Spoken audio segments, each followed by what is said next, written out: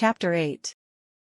From somewhere at the bottom of a passage the smell of roasting coffee, real coffee, not Victory coffee, came floating out into the street. Winston paused involuntarily. For perhaps 2 seconds he was back in the half-forgotten world of his childhood. Then a door banged, seeming to cut off the smell as abruptly as though it had been a sound. He had walked several kilometers over pavements, and his varicose ulcer was throbbing. This was the second time in 3 weeks that he had missed an evening at the community center, a rash act since you could be certain that the number of your attendances at the center was carefully checked. In principle, a party member had no spare time and was never alone except in bed. It was assumed that when he was not working, eating, or sleeping he would be taking part in some kind of communal recreation. To do anything that suggested a taste for solitude, even to go for a walk by yourself, was always slightly dangerous. There was a word for it in Newspeak, own life, it was called, meaning individualism and eccentricity. But this evening, as he came out of the ministry, the balminess of the April air had tempted him. The sky was a warmer blue than he had seen it that year, and suddenly the long, noisy evening at the center, the boring, exhausting games, the lectures, and the creaking camaraderie oiled by gin, had seemed intolerable. On impulse he had turned away from the bus stop and wandered off into the labyrinth of London, first south, then east, then north again, losing himself among unknown streets and hardly bothering in which direction he was going. If there is hope, he had written in the diary, it lies in the proles. The words kept coming back to him, statement of a mystical truth and a palpable absurdity. He was somewhere in the vague, brown-colored slums, to the north and east of what had once been St. Pancras Station. He was walking up a cobbled street of little 2-story houses, with battered doorways that gave straight on the pavement and which were somehow curiously suggestive of rat holes. There were puddles of filthy water here and there among the cobbles. In and out of the dark doorways, and down narrow alleyways that branched off on either side, people swarmed in astonishing numbers, girls in full bloom, with crudely lipsticked mouths, and youths who chased the girls, and swollen waddling women who showed you what the girls would be like in 10 years' time, and old bent creatures shuffling along on splayed feet, and ragged barefooted children who played in the puddles and then scattered at angry yells from their mothers. Perhaps a quarter of the windows in the street were broken and boarded up. Most of the people paid no attention to Winston. A few eyed him with a sort of guarded curiosity. 2 monstrous women with brick-red forearms folded across their aprons were talking outside a doorway. Winston caught scraps of conversation as he approached. "Yes, I say to her, that's all very well, I say. But if you'd have been in my place, you'd have done the same as what I done.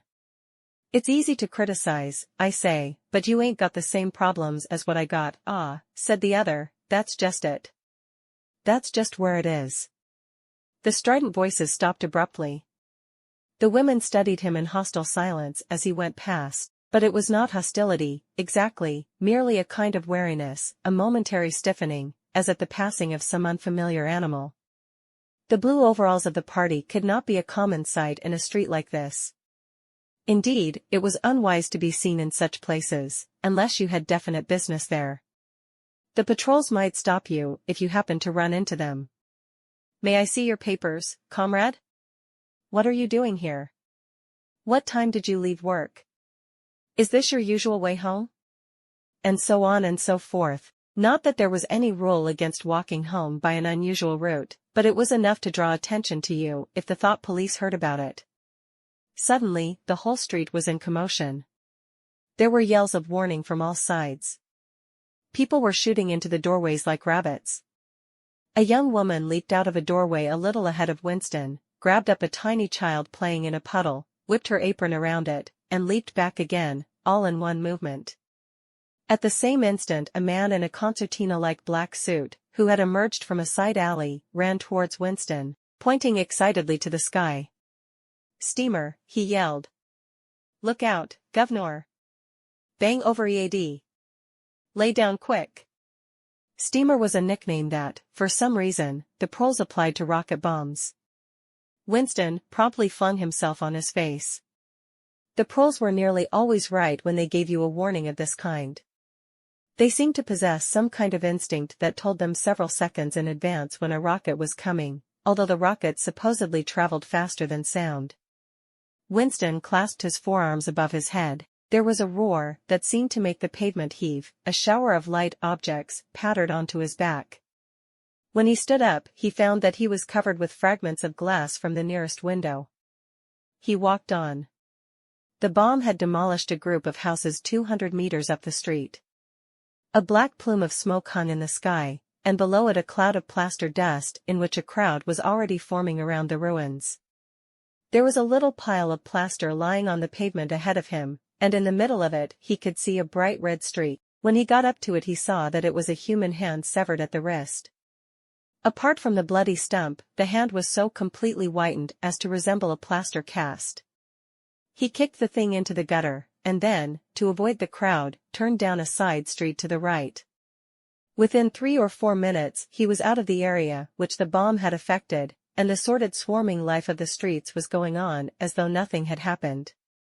It was nearly 20 hours, and the drinking shops, which the proles frequented, pubs, they called them, were choked with customers. From their grimy swing doors, endlessly opening and shutting, there came forth a smell of urine, sawdust, and sour beer. In an angle formed by a projecting house front 3 men were standing very close together, the middle one of them holding a folded-up newspaper which the other 2 were studying over his shoulder. Even before he was near enough to make out the expression on their faces, Winston could see absorption in every line of their bodies.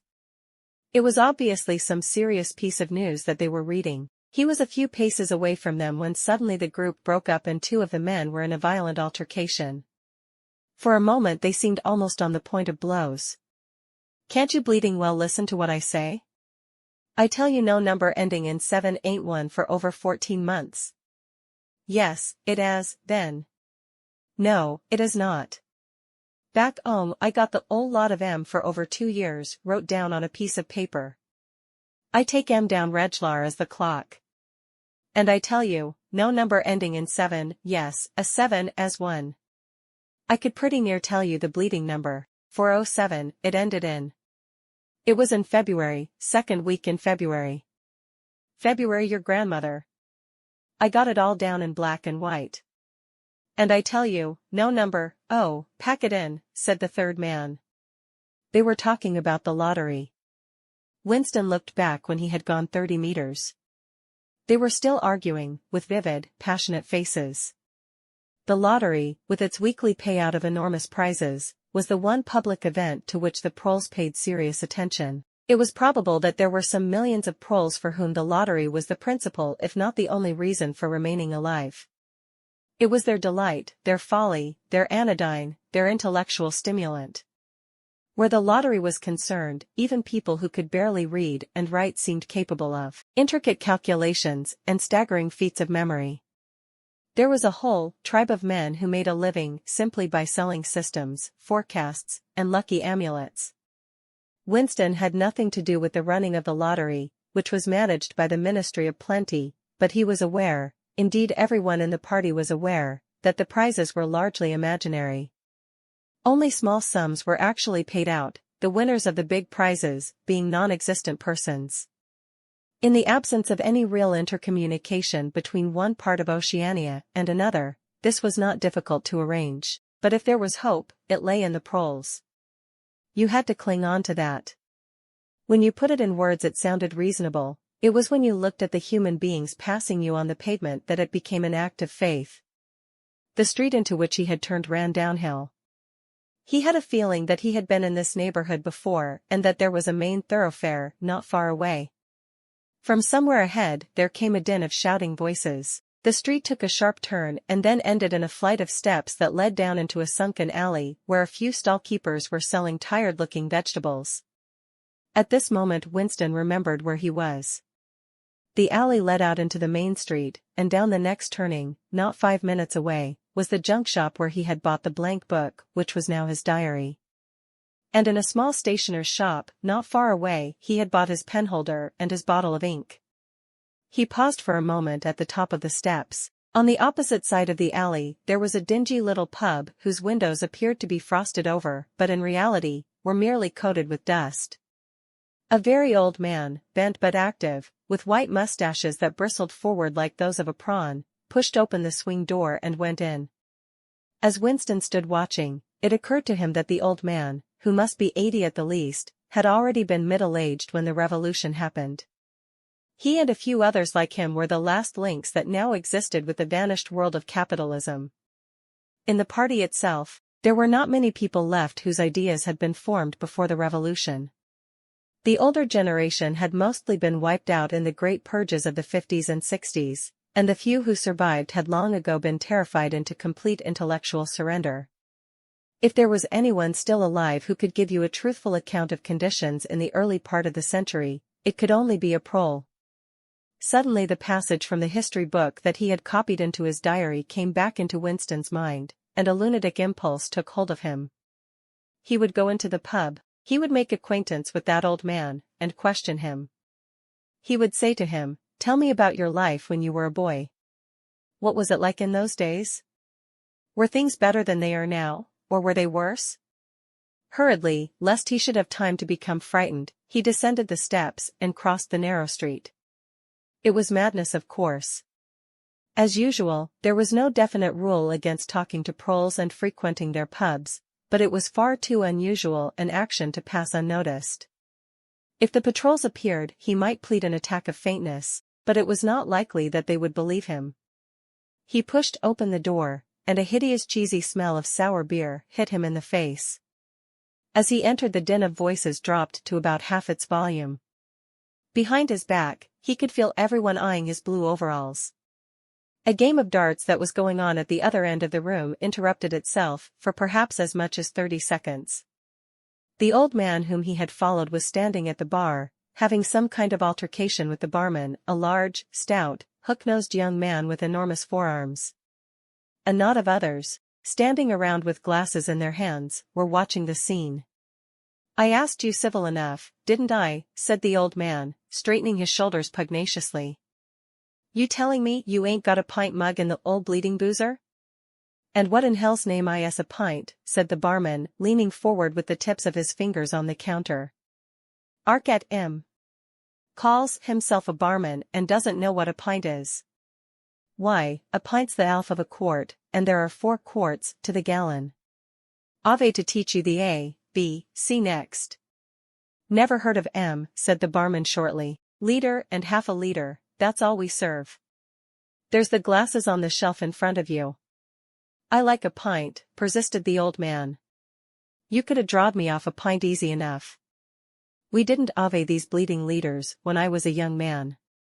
"When you were a young man we were all living in the treetops," said the barman, with a glance at the other customers. There was a shout of laughter, and the uneasiness caused by Winston's entry seemed to disappear. The old man's white stubbled face had flushed pink. He turned away, muttering to himself, and bumped into Winston. Winston caught him gently by the arm. "May I offer you a drink?" he said. "You're a gent," said the other, straightening his shoulders again. He appeared not to have noticed Winston's blue overalls. "Pint," he added aggressively to the barman. "Pint of wallop." The barman swished 2 half-liters of dark brown beer into thick glasses, which he had rinsed in a bucket under the counter. Beer was the only drink you could get in prole pubs. The proles were supposed not to drink gin, though in practice they could get hold of it easily enough. The game of darts was in full swing again, and the knot of men at the bar had begun talking about lottery tickets. Winston's presence was forgotten for a moment. There was a deal table under the window where he and the old man could talk without fear of being overheard.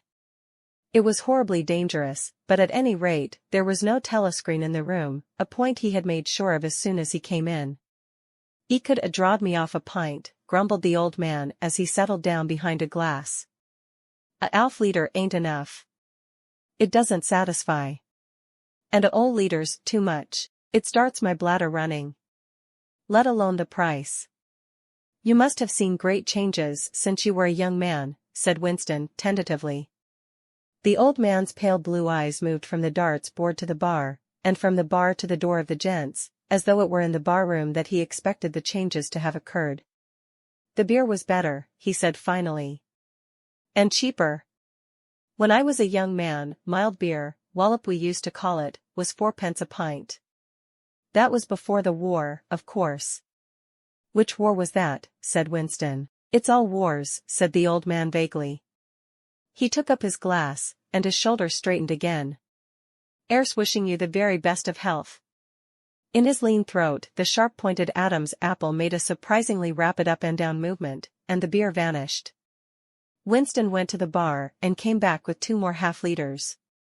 The old man appeared to have forgotten his prejudice against drinking a full liter. "You are very much older than I am," said Winston.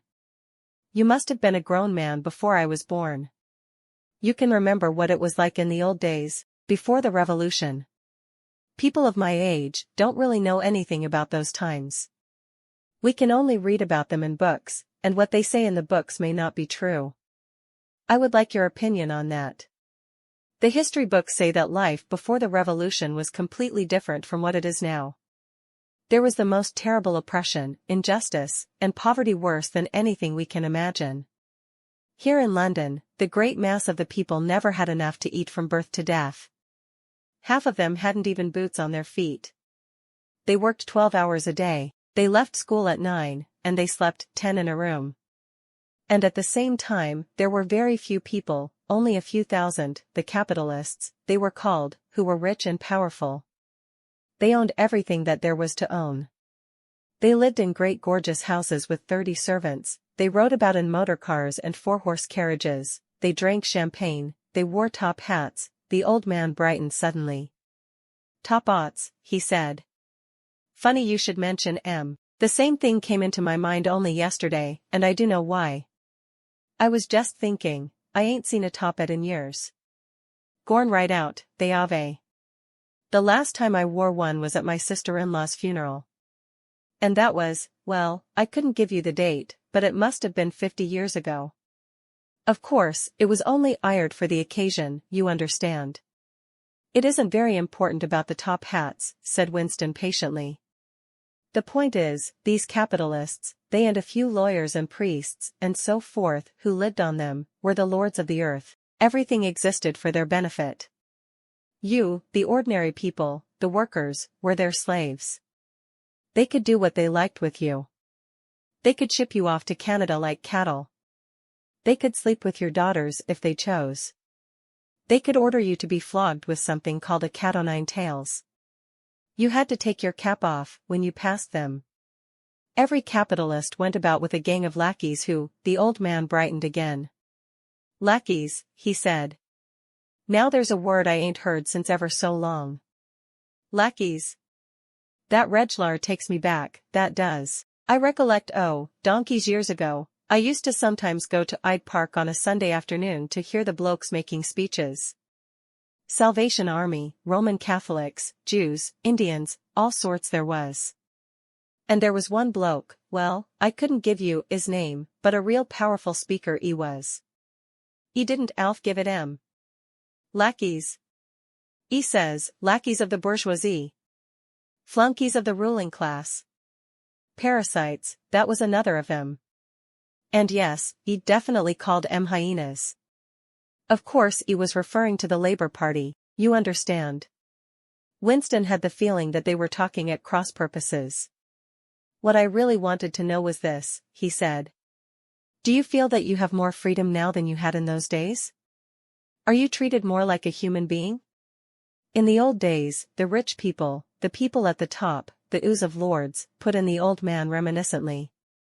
"The House of Lords, if you like. What I am asking is, were these people able to treat you as an inferior, simply because they were rich and you were poor? Is it a fact, for instance, that you had to call them sir and take off your cap when you passed them?" The old man appeared to think deeply. He drank off about a quarter of his beer, before answering.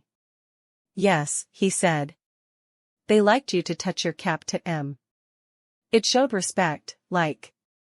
I didn't agree with it, myself, but I have done it often enough. Had to, as you might say." "And was it usual? I'm only quoting what I've read in history books. Was it usual for these people and their servants to push you off the pavement into the gutter?" "One of 'em pushed me once," said the old man. "I recollect it as if it was yesterday. It was boat race night, terribly rowdy they used to get on boat race night, and I bumped into a young bloke on Shaftesbury Avenue.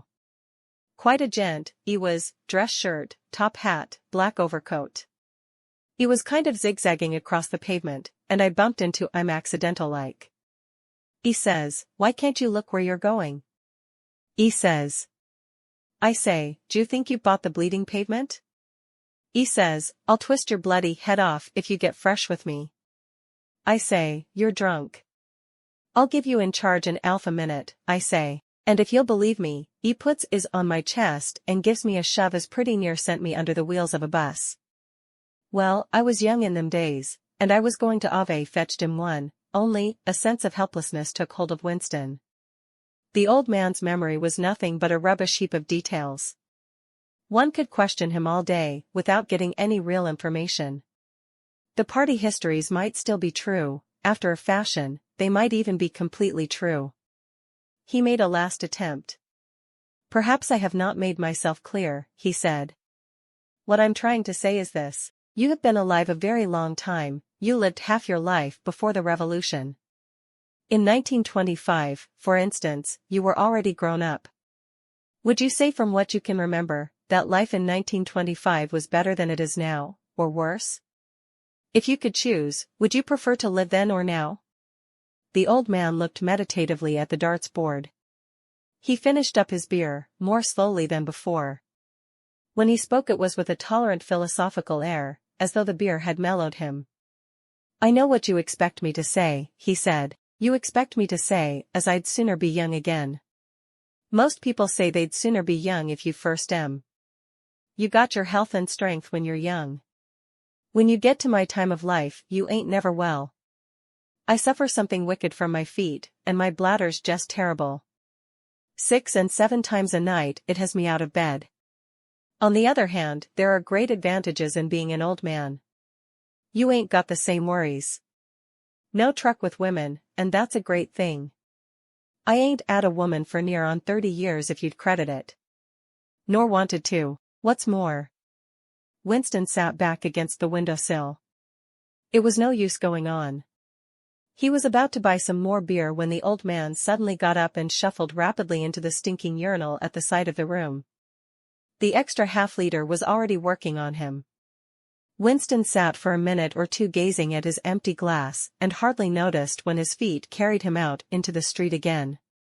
Within 20 years at the most, he reflected, the huge and simple question, was life better before the revolution than it is now, would have ceased once and for all to be answerable, but in effect, it was unanswerable even now, since the few scattered survivors from the ancient world were incapable of comparing one age with another. They remembered a million useless things, a quarrel with a workmate, a hunt for a lost bicycle pump, the expression on a long-dead sister's face, the swirls of dust on a windy morning 70 years ago, but all the relevant facts were outside the range of their vision. They were like ants, which could see small objects, but not large ones. And when memory failed and written records were falsified, when that happened, the claim of the party to have improved the conditions of human life had got to be accepted, because there did not exist, and never again could exist, any standard against which it could be tested. At this moment his train of thought stopped abruptly. He halted and looked up. He was in a narrow street, with a few dark little shops, interspersed among dwelling houses. Immediately above his head there hung 3 discolored metal balls, which looked as if they had once been gilded. He seemed to know the place. Of course. He was standing outside the junk shop where he had bought the diary. A twinge of fear went through him. It had been a sufficiently rash act to buy the book in the beginning, and he had sworn never to come near the place again. And yet, the instant that he allowed his thoughts to wander, his feet had brought him back here of their own accord. It was precisely against suicidal impulses of this kind that he had hoped to guard himself by opening the diary. At the same time, he noticed that although it was nearly 21 hours the shop was still open. With the feeling that he would be less conspicuous inside than hanging about on the pavement, he stepped through the doorway. If questioned, he could plausibly say that he was trying to buy razor blades. The proprietor had just lighted a hanging oil lamp which gave off an unclean but friendly smell. He was a man of perhaps 60, frail and bowed, with a long, benevolent nose, and mild eyes, distorted by thick spectacles. His hair was almost white, but his eyebrows were bushy and still black. His spectacles, his gentle, fussy movements, and the fact that he was wearing an aged jacket of black velvet gave him a vague air of intellectuality, as though he had been some kind of literary man, or perhaps a musician. His voice was soft, as though faded, and his accent less debased than that of the majority of proles. "I recognized you on the pavement," he said immediately. "You're the gentleman that bought the young lady's keepsake album. That was a beautiful bit of paper, that was. Cream-laid, as it used to be called. There's been no paper like that made for, oh, I dare say 50 years. He peered at Winston over the top of his spectacles. "Is there anything special I can do for you? Or did you just want to look round?" "I was passing," said Winston vaguely. "I just looked in. I don't want anything in particular." "It's just as well," said the other, "because I don't suppose I could have satisfied you." He made an apologetic gesture with his soft-palmed hand. "You see how it is, an empty shop, you might say. Between you and me, the antique trade's just about finished. There is no longer, and no stock either. Furniture, china, glass, it's all been broken up by degrees. And of course, the metal stuff's mostly been melted down. I haven't seen a brass candlestick in years." The tiny interior of the shop was in fact uncomfortably full, but there was almost nothing in it of the slightest value. The floor space was very restricted because all around the walls were stacked innumerable dusty picture frames. In the window, there were trays of nuts and bolts, worn-out chisels, penknives with broken blades, tarnished watches that did not even pretend to be in going order, and other miscellaneous rubbish. Only on a small table in the corner was there a litter of odds and ends, lacquered snuff-boxes, agate brooches, and the like, which looked as though they might include something interesting. As Winston wandered towards the table his eye was caught by a round, smooth thing that gleamed softly in the lamplight, and he picked it up. It was a heavy lump of glass, curved on one side, flat on the other, making almost a hemisphere. There was a peculiar softness, as of rainwater, in both the color and the texture of the glass. At the heart of it, magnified by the curved surface, there was a strange, pink, convoluted object that recalled a rose or a sea anemone. "What is it?" said Winston, fascinated. "That's coral, that is," said the old man. "It must have come from the Indian Ocean. They used to kind of embed it in the glass. That wasn't made less than 100 years ago. More, by the look of it." "It's a beautiful thing," said Winston. "It is a beautiful thing," said the other appreciatively. "But there's not many that'd say so nowadays." He coughed. "Now, if it so happened that you wanted to buy it, that'd cost you $4. I can remember when a thing like that would have fetched £8, and £8 was, well, I can't work it out, but it was a lot of money. But who cares about genuine antiques nowadays, even the few that's left?" Winston immediately paid over the $4 and slid the coveted thing into his pocket. What appealed to him about it was not so much its beauty as the air it seemed to possess of belonging to an age quite different from the present one. The soft, rainwatery glass was not like any glass that he had ever seen. The thing was doubly attractive because of its apparent uselessness, though he could guess that it must once have been intended as a paperweight. It was very heavy in his pocket, but fortunately, it did not make much of a bulge. It was a queer thing, even a compromising thing, for a party member to have in his possession. Anything old, and for that matter anything beautiful, was always vaguely suspect. The old man had grown noticeably more cheerful after receiving the $4.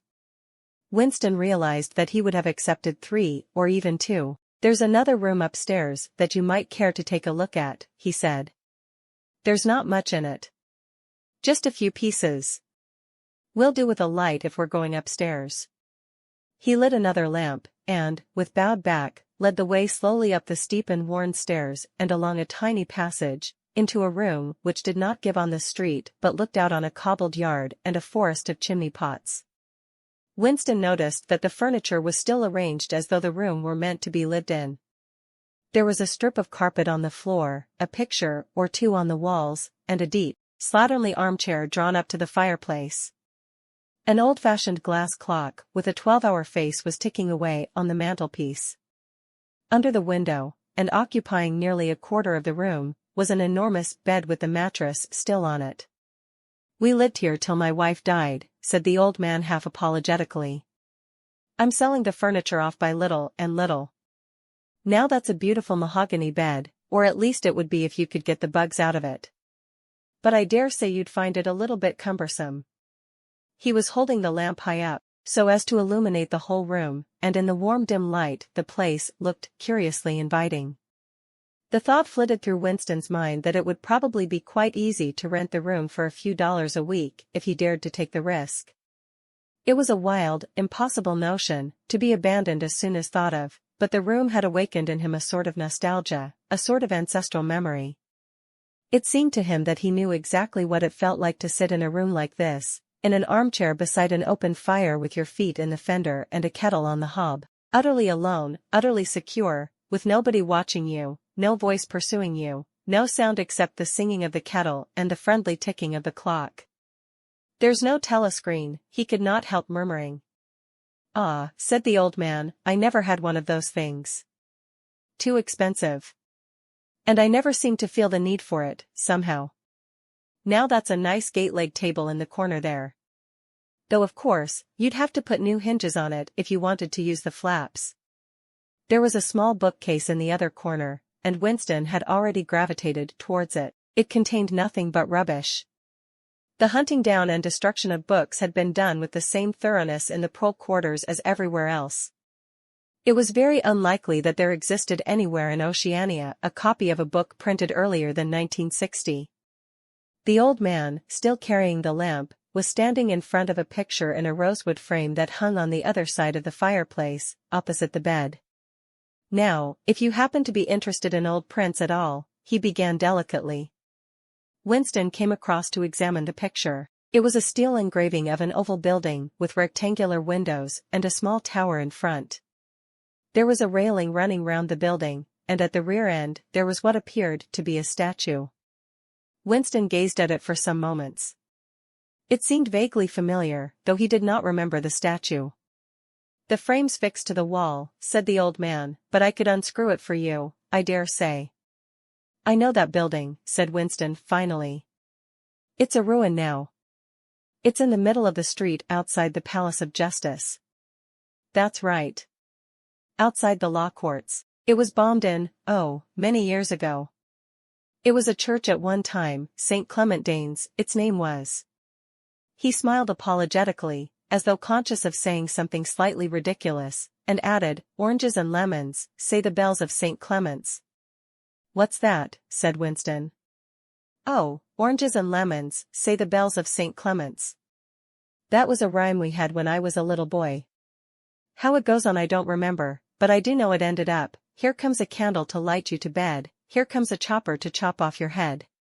It was a kind of a dance. They held out their arms for you to pass under, and when they came to 'Here comes a chopper to chop off your head,' they brought their arms down and caught you. It was just names of churches. All the London churches were in it, all the principal ones, that is." Winston wondered vaguely to what century the church belonged. It was always difficult to determine the age of a London building. Anything large and impressive, if it was reasonably new in appearance, was automatically claimed as having been built since the Revolution, while anything that was obviously of earlier date was ascribed to some dim period called the Middle Ages. The centuries of capitalism were held to have produced nothing of any value. One could not learn history from architecture any more than one could learn it from books. Statues, inscriptions, memorial stones, the names of streets, anything that might throw light upon the past had been systematically altered. "I never knew it had been a church," he said. "There's a lot of them left, really," said the old man, "though they've been put to other uses." Now, how did that rhyme go? "Ah, I've got it. Oranges and lemons, say the bells of St. Clement's, you owe me 3 farthings, say the bells of St. Martin's, there, now, that's as far as I can get." A farthing, that was a small copper coin, looked something like a cent. "Where was St. Martin's?" said Winston. "St. Martin's? That's still standing. It's in Victory Square, alongside the picture gallery. A building with a kind of a triangular porch and pillars in front, and a big flight of steps. Winston knew the place well. It was a museum used for propaganda displays of various kinds, scale models of rocket bombs and floating fortresses, waxwork tableaus illustrating enemy atrocities, and the like. St. Martin's in the Fields it used to be called, supplemented the old man, though I don't recollect any fields anywhere in those parts. Winston did not buy the picture. It would have been an even more incongruous possession than the glass paperweight, and impossible to carry home, unless it were taken out of its frame. But he lingered for some minutes more, talking to the old man, whose name, he discovered, was not Weeks, as one might have gathered from the inscription over the shop front, but Charrington. Mr. Charrington, it seemed, was a widower aged 63 and had inhabited this shop for 30 years. Throughout that time he had been intending to alter the name over the window but had never quite got to the point of doing it. All the while that they were talking the half-remembered rhyme kept running through Winston's head. Oranges and lemons, say the bells of St. Clement's, you owe me 3 farthings, say the bells of St. Martin's. It was curious, but when you said it to yourself you had the illusion of actually hearing bells, the bells of a lost London that still existed somewhere or other, disguised and forgotten. From one ghostly steeple after another, he seemed to hear them pealing forth. Yet so far as he could remember he had never in real life heard church bells ringing. He got away from Mr. Charrington and went down the stairs alone, so as not to let the old man see him reconnoitering the street before stepping out of the door. He had already made up his mind that after a suitable interval, a month, say, he would take the risk of visiting the shop again. It was perhaps not more dangerous than shirking an evening at the centre. The serious piece of folly had been to come back here in the first place, after buying the diary and without knowing whether the proprietor of the shop could be trusted. However, yes, he thought again, he would come back. He would buy further scraps of beautiful rubbish. He would buy the engraving of St. Clement Danes, take it out of its frame, and carry it home concealed under the jacket of his overalls. He would drag the rest of that poem out of Mr. Charrington's memory. Even the lunatic project of renting the room upstairs flashed momentarily through his mind again. For perhaps 5 seconds exaltation made him careless, and he stepped out onto the pavement without so much as a preliminary glance through the window.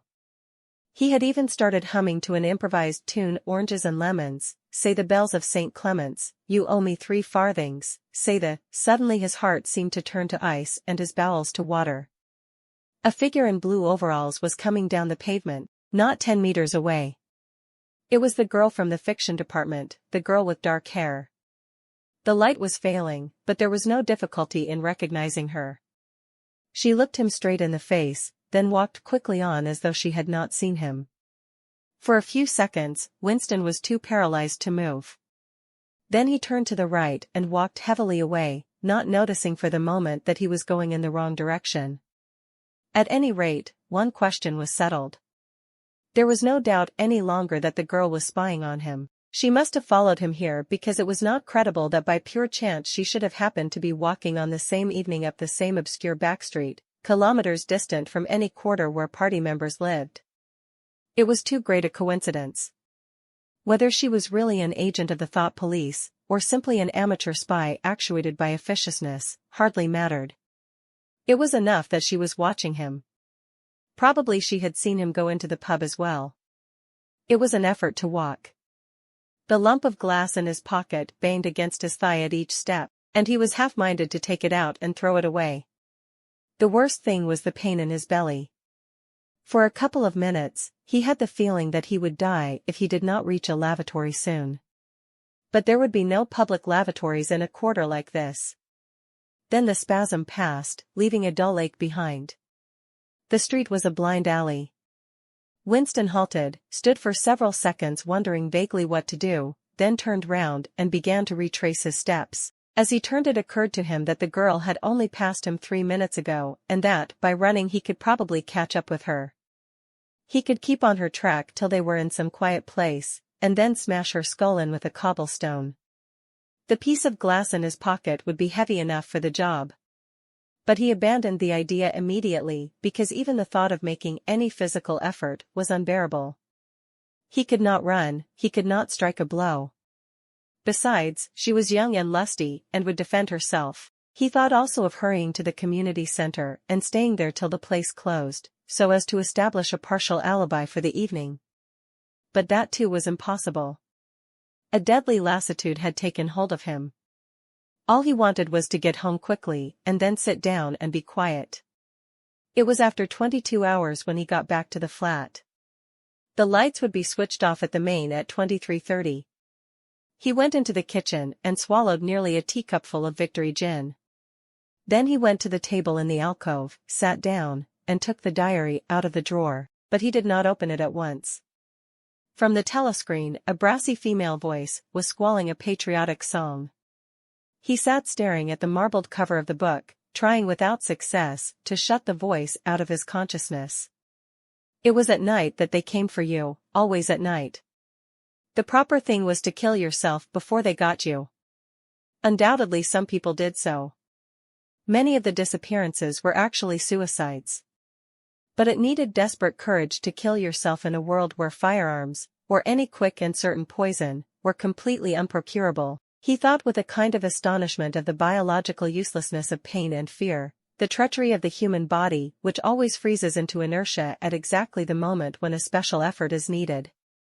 He might have silenced the dark-haired girl if only he had acted quickly enough, but precisely because of the extremity of his danger he had lost the power to act. It struck him that in moments of crisis, one is never fighting against an external enemy, but always against one's own body. Even now, in spite of the gin, the dull ache in his belly made consecutive thought impossible, and it is the same, he perceived, in all seemingly heroic or tragic situations. On the battlefield, in the torture chamber, on a sinking ship, the issues that you are fighting for are always forgotten, because the body swells up until it fills the universe, and even when you are not paralyzed by fright or screaming with pain, life is a moment-to-moment struggle against hunger or cold or sleeplessness, against a sour stomach or an aching tooth. He opened the diary. It was important to write something down. The woman on the telescreen had started a new song. Her voice seemed to stick into his brain like jagged splinters of glass. He tried to think of O'Brien, for whom, or to whom, the diary was written, but instead he began thinking of the things that would happen to him after the thought police took him away. It would not matter if they killed you at once. To be killed was what you expected. But before death, nobody spoke of such things, yet everybody knew of them. There was the routine of confession that had to be gone through, the groveling on the floor and screaming for mercy, the crack of broken bones, the smashed teeth, and bloody clots of hair. Why did you have to endure it, since the end was always the same? Why was it not possible to cut a few days or weeks out of your life? Nobody ever escaped detection, and nobody ever failed to confess. When once you had succumbed to thought crime, it was certain that by a given date you would be dead. Why then did that horror, which altered nothing, have to lie embedded in future time? He tried with a little more success than before to summon up the image of O'Brien. "We shall meet in the place where there is no darkness," O'Brien had said to him. He knew what it meant, or thought he knew. The place where there is no darkness was the imagined future, which one would never see, but which, by foreknowledge, one could mystically share in. But with the voice from the telescreen nagging at his ears, he could not follow the train of thought further. He put a cigarette in his mouth. Half the tobacco promptly fell out onto his tongue, a bitter dust which was difficult to spit out again. The face of Big Brother swam into his mind, displacing that of O'Brien. Just as he had done a few days earlier, he slid a coin out of his pocket and looked at it. The face gazed up at him, heavy, calm, protective, but what kind of smile was hidden beneath the dark mustache? Like a leaden knell, the words came back at him. War is peace. Freedom is slavery. Ignorance is strength.